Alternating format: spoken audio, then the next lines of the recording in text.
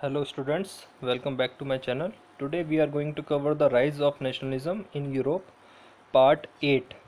ठीक है, unification of Italy. तो इसमें हम समझेंगे unification of Italy. Let's begin. Italy की देखो, यूनिफिकेशन ऑफ इटली को समझने से पहले इटली का मैप आपको समझना होगा. तो इटली का मैप यहाँ पर दिया हुआ है मैंने. देखो, ये पूरा पार्ट है इटली का और यूनिफिकेशन ऑफ इटली स्टार्ट होता है इन द ईयर 1815. ठीक है, तो आपको ये क्लियर होना चाहिए कि यूनिफिकेशन ऑफ इटली कब स्टार्ट होता है. देखो, प्रोसेस तो इसका बाद में स्टार्ट होगा आफ्टर 1855-57, लेकिन यूनिफिकेशन ऑफ इटली की जो डिमांड है वो स्टार्ट हो गई थी 1815 से. क्यों? उस टाइम पे कांग्रेस ऑफ वियना हुई थी. तुम्हें याद होगा कि नेपोलियन की हार होती है और उसके बाद एक कांग्रेस ऑफ वियना होती है जिसमें एक्चुअली इटली ने ये डिमांड की थी कि उन्हें यूनिफाई कर दिया जाए और एक स्टेट, एक नेशन स्टेट बना दिया जाए. लेकिन उसकी ये डिमांड को नहीं माना जाता है. और जो 4 मेजर कंट्रीज़ जो इस वॉर को जीती थी, जो बैटल ऑफ वाटरलू हुई थी जिसमें नेपोलियन की हार हुई थी और 4 कंट्रीज़ जीती थी, वो लोग इटली को डिवाइड कर देते हैं इनटू डिफरेंट पार्ट्स. और इसकी वजह से जो इटली के लोग होते हैं वो बहुत ज़्यादा आहत होते हैं.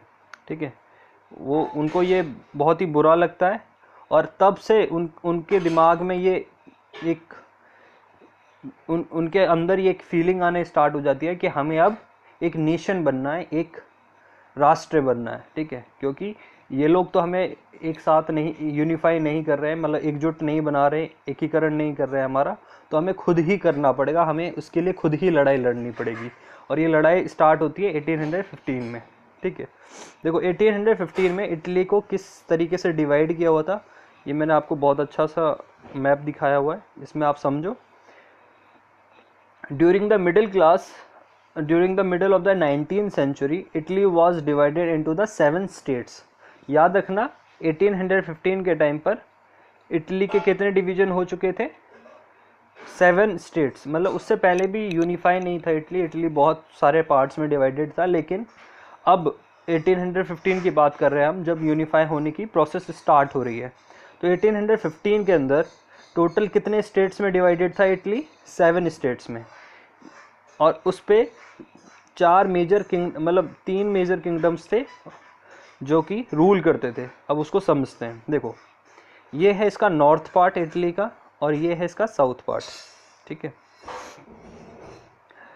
नॉर्थ पार्ट में सबसे इम्पोर्टेंट किंगडम जो कि इटालियन रूलर्स के अंडर था वो सिर्फ एक ही पार्ट था, वो था सर्डिनिया और पिडामेंट. ठीक है, पिडामेंट, ये है पिडामेंट और ये है सर्डिनिया. ठीक है, ये पार्ट जो था ये इटली रूलर्स के अंडर था.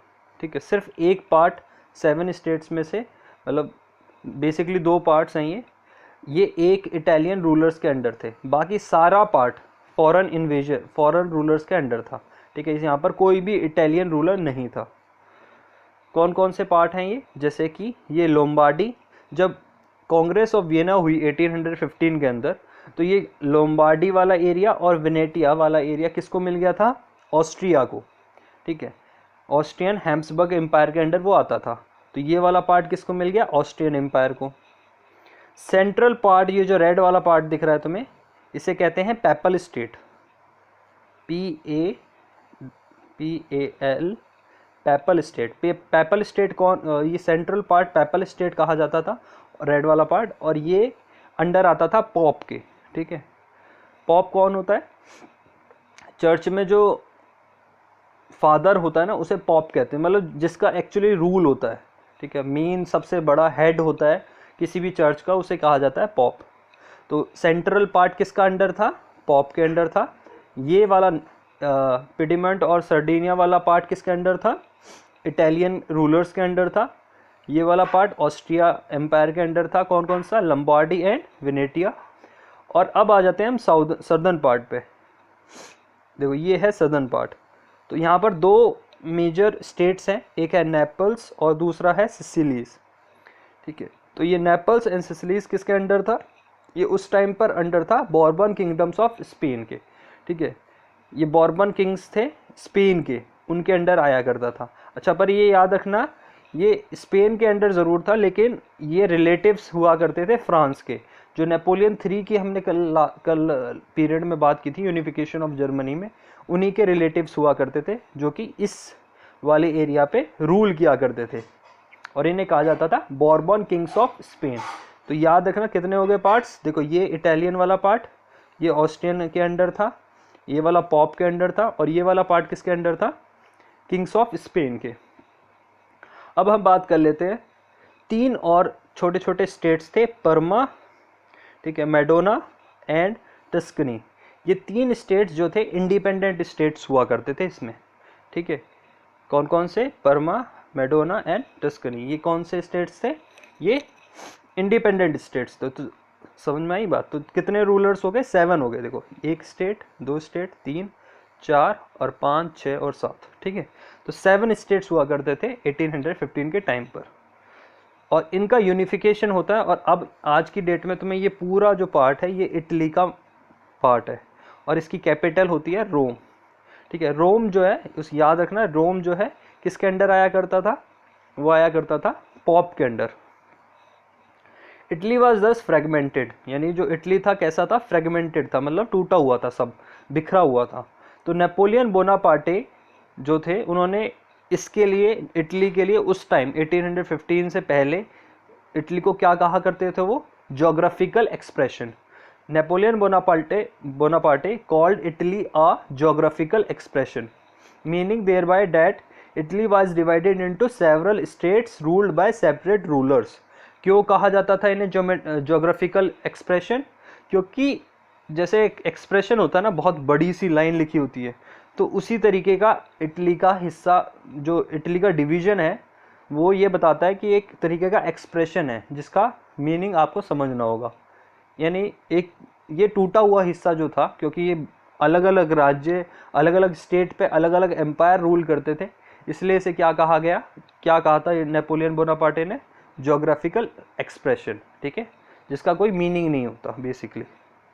तो Italy was divided into several states ruled by separate rulers. Even the Italian language had not acquired one common form and had many local and regional variants. और एक और बात थी, देखो, जो ये लोकल लैंग्वेज थी यहाँ पर, इटालियन लैंग्वेज, वो भी पूरी तरीके से पूरे इटली में एक जैसी लैंग्वेज यूज़ नहीं होती थी। हर एक जगह, हर एक रीजन में अलग लोकल लैंग्वेज हुआ करती थी, ठीक है। तो अभी हमने देखा कि ये एक बिखरा हुआ इटली पार्ट है जिसको यूनिफाई करने की प्रोसेस होगी, और इसमें 3 बहुत इंपॉर्टेंट पर्सन हैं जो यूनिफाई करने में हेल्प करते हैं, ठीक है। इससे पहले मैं तुम्हें किस तरीके से यूनिफिकेशन होता है इसका एक GIF फाइल है, वो दिखा रहा हूँ, तुम समझना। ये देखो, ये जो पीडामेंट, सर्डिनिया पीडामेंट है ना, ये ही, क्योंकि ये इटालियन रूलर्स के अंडर आया करता था, तो ये स्टार्ट करता है यूनिफिकेशन ऑफ इटली।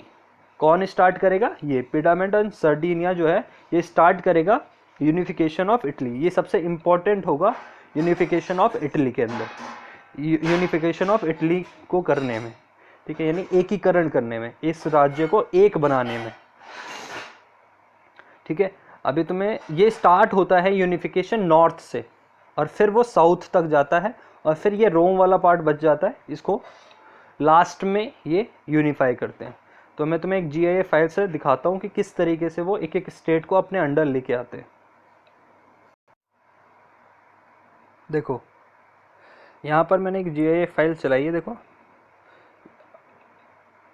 अब तुम इसमें समझते जाओ कि कैसे कैसे ये धीरे, देखो ये नॉर्थ वाला पार्ट दिख रहा है, तो मैं ये ग्रे कलर का होता जाएगा, ठीक है।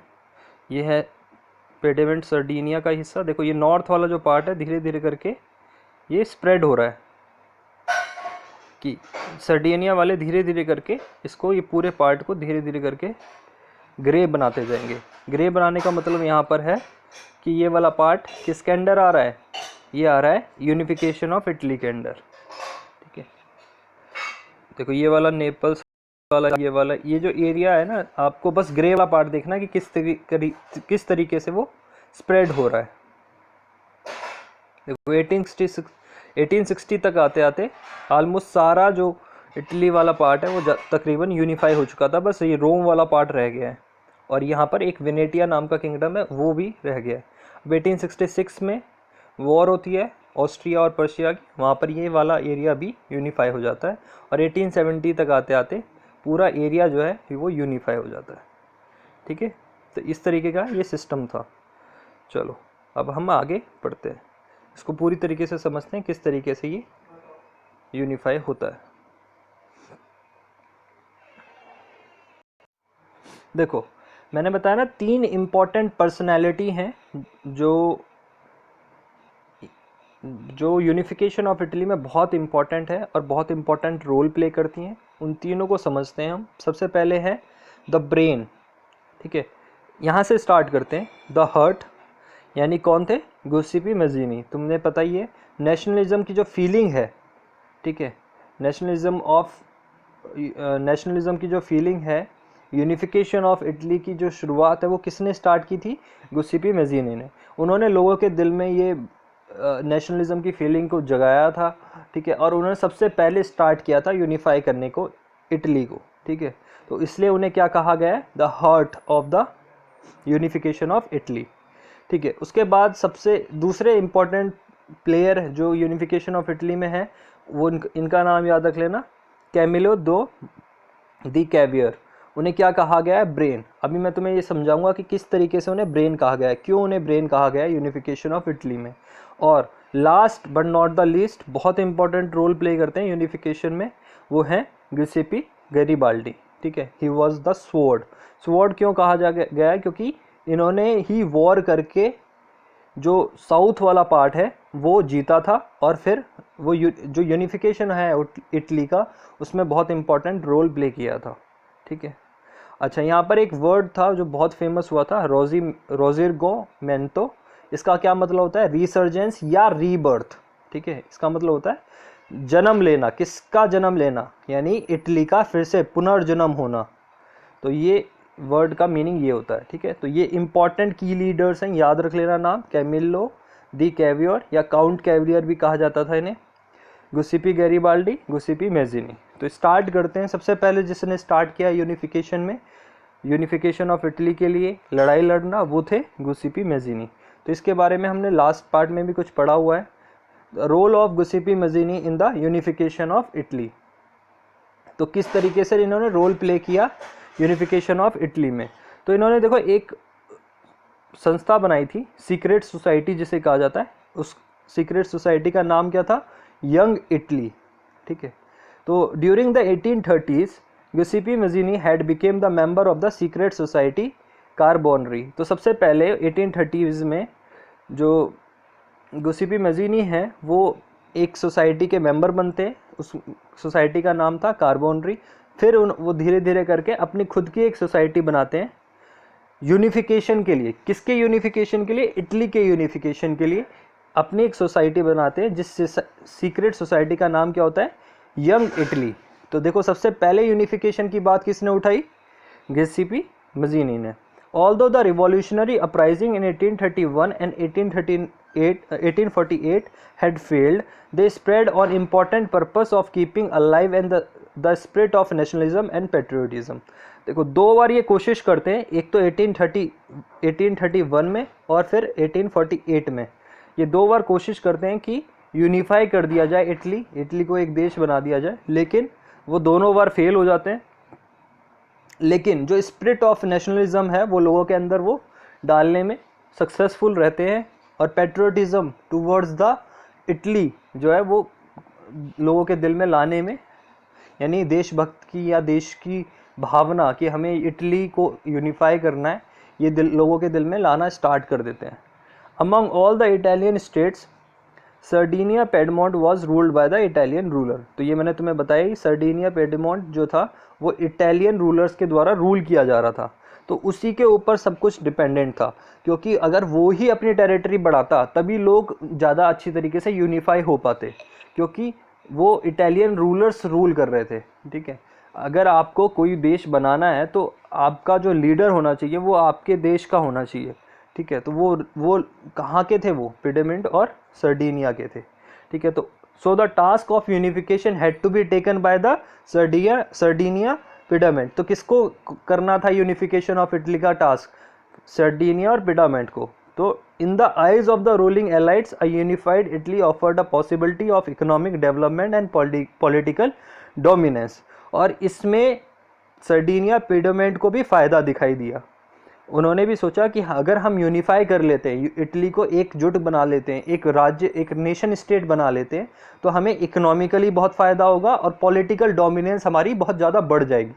मतलब हमें पैसे भी मिलेंगे, क्योंकि जब आपका एरिया इंक्रीज़ हो जाता है तो आपको बहुत सारे रिसोर्सेज मिलते हैं और उससे तुम्हारे इकॉनमी में बहुत फ़ायदा होता है। इसी तरीके से पॉलिटिकल डोमिनेंस भी आपकी इंक्रीज़ हो जाती है।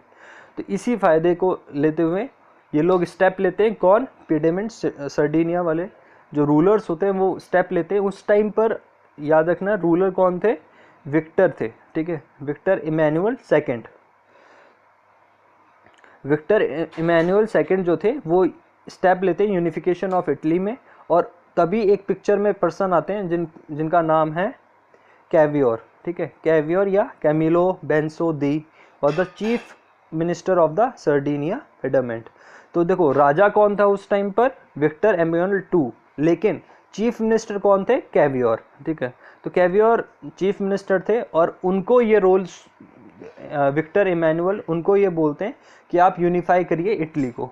तो जो ये कैवियर है बहुत ही इंपॉर्टेंट पर्सनैलिटी होते हैं, ये एक बहुत ही अच्छे डिप्लोमेट होते हैं। इनके रिलेशन सारी कंट्रीज़ के साथ बहुत ही अच्छे होते हैं। डिप्लोमेट का कौन होते हैं? जो दूसरी कंट्रीज़ के साथ जाके बातचीत करता है, ठीक है, और उनको समझाने में, उनको मनाने में हेल्प करता है, तो वो होते हैं डिप्लोमेट। तो एक अच्छे डिप्लोमेट थे।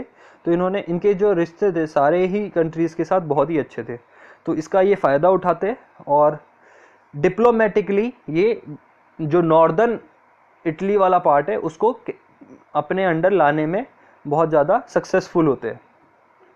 ही realised that the to achieve the unification two things were essential. First to build the strong army. तो इनका ये मानना था कि अगर हमें यूनिफाई होना है, यूनिफाई करना है, इटली को एक साथ लाना है, एक कंट्री बनाना है, तो उसके लिए दो इम्पॉर्टेंट चीज़ें होंगी। पहली कि हमारी एक स्ट्रॉन्ग आर्मी हो, to build a strong army, हमें एक स्ट्रॉन्ग आर्मी बनानी चाहिए। और दूसरी, हमें फॉरेन हेल्प लेनी होगी ऑस्ट्रिया को डिफीट करने के लिए, हराने के लिए। क्योंकि तुम एक बात देखो कि जो नॉर्दर्न इटली वाला पार्ट था वो किसके अंडर था? वो ऑस्ट्रिया के अंडर था। लोम्बार्डी और वेनेटिया वाला पार्ट किसके अंडर था? ऑस्ट्रिया के अंडर था। तो उन्हें हराने के लिए उन्हें क्या चाहिए? फॉरेन हेल्प की चाहिए, क्योंकि सर्डिनिया पिडामेंट बहुत ही छोटा सा एरिया था, छोटा एम्पायर था, ठीक है। तो उन्हें अगर ऑस्ट्रिया जैसे बड़े एम्पायर को हराना है तो उन्हें फॉरेन हेल्प की ज़रूरत है। तो वो किस किस से हाथ मिलाते हैं?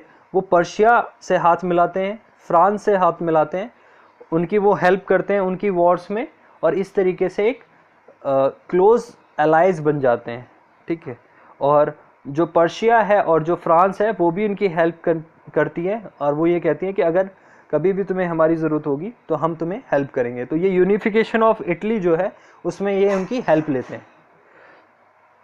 Of all the ruling powers in Europe, France was much more incline to help Cavour. तो फ्रांस जो था वो बहुत ज़्यादा हेल्पफुल था और वो इटली के यूनिफिकेशन में उनकी हेल्प करना चाहता था, ठीक है। His main aim was to force Austria to issue an ultimatum at the right moment and putting herself in the wrong, ठीक है। तो ऑस्ट्रिया को सब लोग हराना चाह रहे थे उस टाइम पर। तीन जो मतलब ये तो इनका तो कोई मेन मोटिव तो नहीं था, लेकिन जैसे कि पर्शिया ऑस्ट्रिया को हराना चाह रहे थे, फ्रांस ऑस्ट्रिया को हराना चाह रहे थे, और क्योंकि अब इनका भी मोटिव ऑस्ट्रिया को हराना था तो ये तीनों ही एक साथ आ जाते हैं। बेसिकली फ्रांस आता है, पर्शिया भी कुछ तरीके से हेल्प करेगा, अभी मैं तुम्हें बताऊंगा कि किस तरीके से वो हेल्प करेगा, ठीक है। तो ऑस्ट्रिया को हराने की प्रोसेस स्टार्ट हो जाती है। The opportunity came in the 1860, sorry यहाँ पर 1859 लिख देना, ठीक है, ये 59 है। The opportunity came in the 1859 when the Austria attacked Sardinia Piedmont, ठीक है। जब अपॉर्चुनिटी आती है 1859 में, ऑस्ट्रिया जब सर्डिनिया पिडामेंट पे अटैक करता है। After 6 weeks of fighting the Piedmontese and the French forces won 2 pitches battles and drop the Australia out of the Lombardy. तो जब ऑस्ट्रिया सर्डिनिया पिडामेंट पे अटैक करता है 1859 में, ये 1859 है याद रखना, ठीक है, 1859 में। तो ऑस्ट्रिया को हराने के लिए सर्डिनिया पिडामेंट की कौन हेल्प करता है? फ्रांस फोर्सेस हेल्प करती हैं और वो इनको हराने में सक्सेसफुल होती हैं। और जो लंबार्डी वाला एरिया है, जो लंबार्डी वाला एरिया है, दो एरिया थे ना ऑस्ट्रेलिया के पास, लंबार्डी प्लस वेनेटिया, उसमें से लंबार्डी वाला जो एरिया है वो किसको मिल जाता है? सर्डिनिया पिडामेंट को मिल जाता है, ठीक है। तो एक एरिया उन्होंने अब कैप्चर कर लिया है। In 1860 France again enter into an agreement with the Cavour, Piedmont could have Parma and the Modena. देखो याद रखना, तीन इंडिपेंडेंट स्टेट्स थे, तो जब ये लोम्बार्डी को जीत लेते हैं तो ये जो तीन स्टेट्स होते हैं ये लोग भी ये कहते हैं कि हमें भी अब किस में मिलना है, हमें भी इटली में मिला लो, ठीक है। तो फ्रांस जो है एक एग्रीमेंट करता है कैवियर के साथ उस टाइम पर कि पिडामेंट आप परमा और मोडेना को आप अपने साथ मिला लो, but if it took Tuscany then France must get Savoy and Nice. अगर तुम्हें तीसरा टेरिटरी भी जैसे कि टस्कनी और भी अगर तुम्हें चाहिए तो तुम्हें दो जो स्टेट्स हैं सेवी और नाइस, ये तुम्हें हमें देना होगा, ठीक है। तो क्योंकि उस टाइम पर पिडामेंट सर्डिनिया बहुत ज़्यादा खुश था फ्रांस के साथ, क्योंकि उसने उसकी हेल्प की थी ऑस्ट्रिया के साथ, तो वो क्या करते हैं, टस्कनी को अपने साथ मिला लेते हैं और ये नीस और सेवी वाला जो एरिया है, जो कि एक्चुअली इटली और फ्रांस की बॉर्डर पे पड़ता था, तो ये वाला एरिया वो फ्रांस को दे देते हैं। तो caviar agreed and it would give a solid north Italian kingdom. तो अब जो नॉर्थ वाला पार्ट है, देखो चार स्टेट्स जो है अब इनके अंडर आ चुके हैं, कौन कौन से? Lombardy, Parma, Modena and Tuscany, ठीक है। ये चार जो स्टेट्स हैं ये अब इटली अपना कैप्चर कर चुका है, तो यूनिफिकेशन ऑफ इटली स्टार्ट हो चुका है। 1860 तक आते आते वो चार स्टेट्स पे कब्जा कर लेता है, ठीक है। और अच्छा, इसमें वोटिंग भी होती है क्योंकि जो ये तीन स्टेट्स होते हैं परमा, मोडेना और टस्कनी वाले, इनमें वोटिंग होती है उस टाइम पे, जिसे प्लेबिसाइट कहा जाता है, और उस वोटिंग में ये लोग अपने आप को इटली के साथ जोड़ लेते हैं। अब हम बात करते हैं बिल्कुल लास्ट फेज़ की। तो ये चार स्टेट्स आ चुके हैं हम इटली के अंडर, अब हम बात करेंगे बिल्कुल लास्ट स्टेज की, जहाँ पर अभी तीन स्टेट्स बाकी हैं, पेपल स्टेट्स और जो पॉप वाला एरिया है वो, और लास्ट के जो है नेपल्स और सिसिली, उसकी बात करेंगे कि वो कैसे, साउथ वाला जो पार्ट है वो कैसे यूनिफाई होता है इटली के अंदर। देखो जो पॉप वाला एरिया है उसमें भी 50% एरिया वोटिंग करता है कि हमें भी यूनिफाई कर लो इटली के साथ। तो वोटिंग में जब वो वोटिंग होती है तो 50% जो एरिया है वो पेपल स्टेट का, वो भी किसके अंदर चला जाता है, वो भी इटली के अंडर आ जाता है, ठीक है। अब उसमें 50% एरिया बचा है जो रोम वाला पार्ट है वो, और दो मेजर स्टेट्स बचे हैं नेपल्स और सिसिली, उसको कैसे यूनिफाई किया जाता है? तो उसमें मेन रोल प्ले करते हैं गैरीबाल्डी, याद रखना मेन रोल कौन प्ले करेगा? गैरीबाल्डी। तो Giuseppe Garibaldi plays a major role in the unification of Italy. तो देखो Giuseppe Garibaldi join the process of unification in 1860। तो 1860 तक चार स्टेट्स, मतलब 4.5 कह लो तुम, 4.5 स्टेट्स जो है वो यूनिफाई हो चुके हैं। अब जो मेजर स्टेट्स हैं वो बचे हुए हैं, दो मेजर स्टेट्स बचे हुए हैं, ठीक है। तो उसमें इस प्रोसेस ऑफ यूनिफिकेशन में 1860 में कौन आता है? Giuseppe Garibaldi. He together with his armed volunteers in the south worked northwards concentrating first on the Sicily. तो ये वॉलंटियर करते हैं। अच्छा, ये कौन होते हैं? ये भी ऐसे ही गुसिपी में मजीनी की तरह ही होते हैं, लेकिन इनकी आर्मी होती है, ठीक है। इन्हें भी देश निकाला हुआ होता है, तो ये अफ्रीका में काम करते हैं, ठीक है। और अफ्रीका में अपनी एक आर्मी बना लेते हैं, और ये वॉलंटियर करते हैं कि हम क्या करेंगे, हम आपके लिए लड़ाई लड़ेंगे और सिसिली और नेपल्स को जीत लेंगे। तो ये ऐसे ही करते हैं, आर्मी जो होती है इनकी स्ट्रांग होती है और ये सिसिली और नेपल्स को हरा देते हैं, ठीक है। और उस टाइम पर क्योंकि कौन था वहाँ पर रूलर, तो बॉर्बन आर्मी थी, वो आसानी से हार जाती है और भाग जाती है वहाँ से। ठीक है। तो जब ये जीत जाते हैं, सिसिली को भी जीत जाते हैं और नेपल्स को भी जीत जाते हैं, तो ये सिसिली और नेपल्स को किसको दे देते हैं, कैवियर को दे देते हैं कि आप इसको अपने साथ जोड़ लो, यूनिफाई कर लो, और वो जहाँ से आए होते हैं वो वापस वहीं चले जाते हैं। ठीक है, तो नेपल्स और सिसिली भी यूनिफाई हो जाता है और इसके साथ जुड़ जाता है। The people in the Naples and Sicily voted in favour of joining the Piedmont. तो मैंने बताया कि पिडामेंट जो है उसके फेवर में वो ज्वाइन करने के फेवर में वो वोट करते हैं। और इन 1861, तो अब याद रखना कि 1861 में उस टाइम पर ही कैवियर की डेथ हो जाती है, और जो विक्टर एम्यूअल II थे वो जो है रूलर बन जाते हैं इटली के। ठीक है, वो रूलर ही थे बेसिकली, क्योंकि कैवियर तो चीफ मिनिस्टर थे। तो जो रूलर है वो पूरे पिडामेंट, जो पूरा एरिया है सिर्फ रोम को छोड़ के, वो सारे एरिया पे कौन कब्जा कर रहा, किसका कब्जा होता है, पिडामेंट सर्डिनिया का, जिसके राजा कौन, अपने आप को राजा कौन घोषित कर देता है, विक्टर एम्यूअल II। ठीक है, अब सिर्फ 2 पार्ट बचे होते हैं, एक तो वेनेटिया वाला पार्ट और एक रोम वाला पार्ट। ठीक है, अब मैं तुम्हें दिखा देता हूँ कि कौन कौन से पार्ट इन्होंने कैप्चर कर लिए हैं। तो देखो ये लास्ट, ये वाला जो पार्ट है ना, ये सारा कैप्चर हो चुका है 1861। देखो ये दिख रहे हैं, अब सिर्फ ये वाला पार्ट बचा है और ये वाला पार्ट बचा है। तो ये जो पार्ट हैं, ये 2 पार्ट, ये आपको बाद में 1866 के बाद ये कैप्चर होते हैं। ठीक है, तो जो गैरिबाल्डी के बाद, क्योंकि वो दोनों राज्य जीतने के बाद कैवियर को दे गए होते हैं, यूनिफाई हो चुका होता है इटली। ठीक है, सिर्फ 2 पार्ट बचे होते हैं, वेनेटिया और रोम। देखो जो वेनेटिया वाला पार्ट है उसको कब वो कैप्चर करते हैं, 1866 में। 1866 में याद करो ऑस्ट्रो पर्सिया वॉर हुई थी। ऑस्ट्रो पर्सिया वॉर मतलब ऑस्ट्रिया की और पर्शिया की वॉर, और वेनेटिया वाला पार्ट होता है ऑस्ट्रिया के पास।